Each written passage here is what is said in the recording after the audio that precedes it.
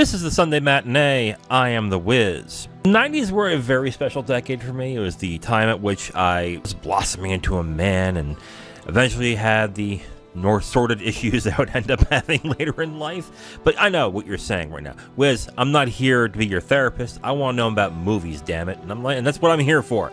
The 90s were a special time because it was the time at which I realized I was a huge super fan of movies. And I not only loved watching them, I loved reviewing them, talking about them, and discussing all sorts of sort of details about them. And because the 90s are important to me, some of my favorite movies are from the 90s. And I thought I would take this Sunday Matinee to discuss my favorite 90s movies. I'm going to choose 10 movies that I think are the best of the 90s. And I'm also going to give 5 honorable mentions.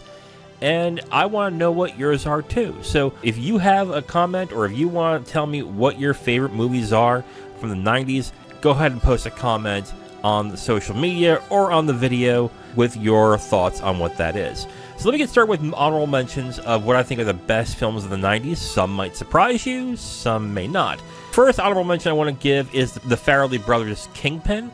I know a lot of people would say either Dumb and Dumber or There's Something About Mary is their funniest film. I disagree. I think it's Kingpin. I think Kingpin is horribly underrated. It is such a funny movie in its crassness and its really smart comedy. I thought it was absolutely uproarious.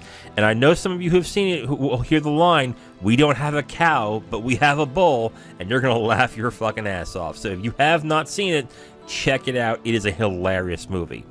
Another honorable mention that I have mentioned numerous times, Notting Hill. Okay, so you guys are probably surprised. Whoa, Wiz. You, gush about this movie. It's one of your favorite romantic films of all time. This is an honorable mention? Yeah, the 90s are a really good decade for movies, isn't it? Yeah, Notting Hill is one of my favorite romantic comedies of all time, but it does fall short in the top 10. I've said numerous times that this movie, I think it's a lovely film. I laugh, I cry throughout it. I think it's a wonderful film, but there is other romance films that are a little bit better, and one of them will be on the top 10. The next movie that I have as a honorable mention is Jonathan Demme's The Silence of the Lambs. Great performances by Anthony Hopkins and Jodie Foster. Also, Ted Devine plays a really good villain in this as well. A really masterfully done psychological thriller that I think few have not really even reached to that pinnacle yet. So Silence of the Lambs is on there as an honorable mention.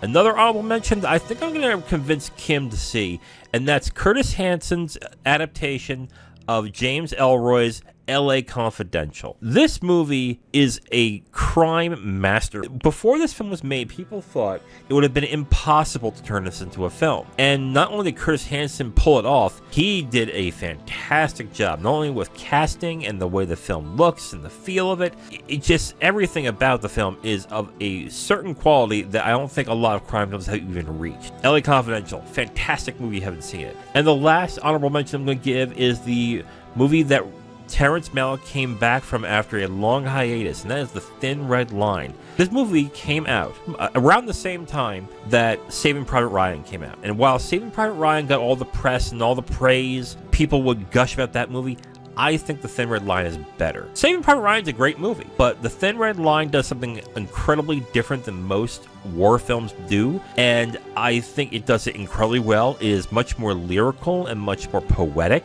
than most war movies are. So I deeply appreciate The Thin Red Line, and I think it is a better, not much more different type of war film, and I think Terrence Malick did an incredible job on this movie.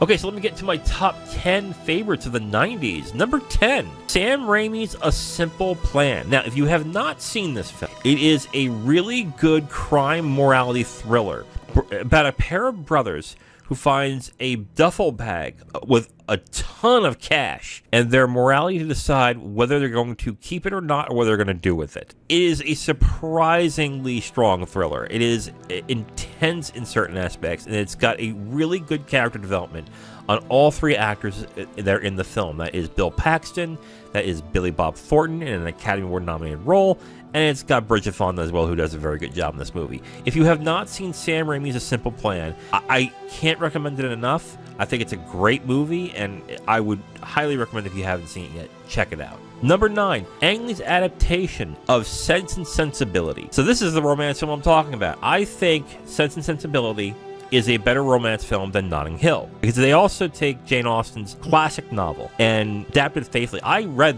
Sense and Sensibility when I was a lot younger, like I was like 12 or 13, and I loved the book.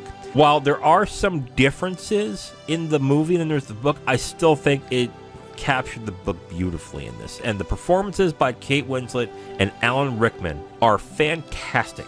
I love Alan Rickman in this movie. I think he does an incredibly good job in this. So if you love romance films, you should see Sense and Sensibility right now. Number 8, the Martin Scorsese classic Goodfellas. Man, you know, there's not much more I can say about Goodfellas that has not already been said. It is a incredibly effective crime drama. It's got great characters. It's got an intense storyline. It's just a well-acted, well-done film. If you have not seen it and you're into mafia films and crime films, man, you owe it to yourself to watch this film. It is a masterpiece. Number 7, Toy Story 2 by Pixar. Okay, some of you might say, well, actually, Toy Story is much more important, and I agree. But Toy Story 2 did something that I thought was going to be impossible, and take Toy Story 1, which is still a great movie, and not only improve on what they did, but also add characters that were meaningful and tell a very emotional story that really resonated with me when I watched the film. It is a really good-looking and really well-done story, even if the graphics still look dated, which they certainly do. Style of the film and the way it looks and feels is still top-notch. I really like Pixar's Toy Story 2 in this. A great movie. That's number 7. But it's not the best animated film, and it's not this one either. Number 6, The Iron Giant. The Iron Giant is a film that did not do well in the box office when it came out in the theaters, but it got a lot of critical praise. Why is that? Because the story is both cute, it is well animated, and it's got an emotional center to it that I think anyone can identify with. It has got a really well told story, and it's animated really well, even to this day. It's got a blend of computer and hand-drawn animation that works really well, and it's just an incredibly effective film. It's one of the few films on this list I don't own yet. And I kind of want to, so I want to get that as soon as I can. So if you have not seen The Iron Giant, I highly recommend you watch it, especially if you're an animation nerd. Now, the best animated film of the 90s is number 5, Disney's Beauty and the Beast. This was also in my favorite romance films of all time, if I recall correctly. A beautifully drawn, well done, well executed film with great music, great characters, and just a wonderful story that fit perfectly with the animation and the style that Disney was going for. I love this film. I love all the aspects of this film. I think it's an expertly done film. When they remade this into live action, I kind of knew it was not going to work. And the reason why is because the story that was made from the animated version was just too perfect to be with animation. It just was so well done. It couldn't be done with live actors. You could get the best actors out there play those roles, it still wouldn't have worked. And that's mainly because the animated version is just incredible the way it is. It is so hard to execute that live action, and unfortunately it showed. So I know every time that I talk about the animated Beauty and the Beast, I end up shitting on the live action one, but it's deserved, I tell you. But anyway, that's number 5, Beauty and the Beast. Number 4, Michael Mann's classic crime caper, Heat. Oh my god. The thing that gets the most praise from Heat is the end sequence of the gunfight during the heist. And that does deserve a lot of praise, but the build-up to it is incredibly well done. It is slow in the right ways. It has a lot of detail to it. It has great characters. It has awesome dialogue. It has great lines in this movie, especially from Al Pacino. It is just a well-done film that I'm seeing less and less people praise this unless it's mentioned. I can't praise it enough. I think if you're into crime movies, if you're into heist movies and you haven't seen Heat, well, you probably have, but if you haven't, you really should. So make this the next movie you see. Number 3, the classic Quentin Tarantino film Pulp Fiction. Again, this is another movie that praise has been heaped upon it for so long now. There's really not much more you could say. The twisted storyline works really well. The characters are interesting. The dialogue's amazing. Great performances all around. There is a reason why Pulp Fiction is a classic, and one that people believe should have won the Oscar the year it came out and not Forrest Gump. And there's a good reason why, because this film is utterly original, even though it is a pastiche of different types of films, but it has such a unique style to itself that it makes itself a unique film.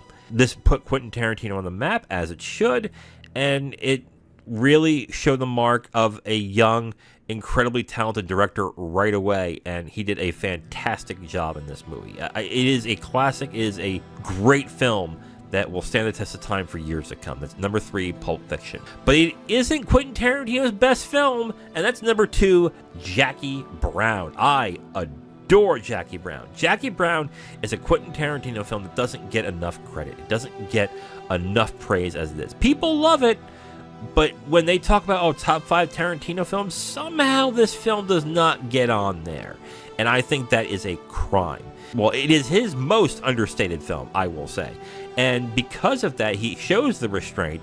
He lets the characters and the story blossom in a way that in other films that he does, it doesn't do it as well. The characters and the writing are paramount in this movie, and it is so effectively done. I don't think Tarantino will ever reach the way that he did these characters in this movie. Pam Grier, Sam Jackson, Robert De Niro, and Robert Forster are amazing in this movie.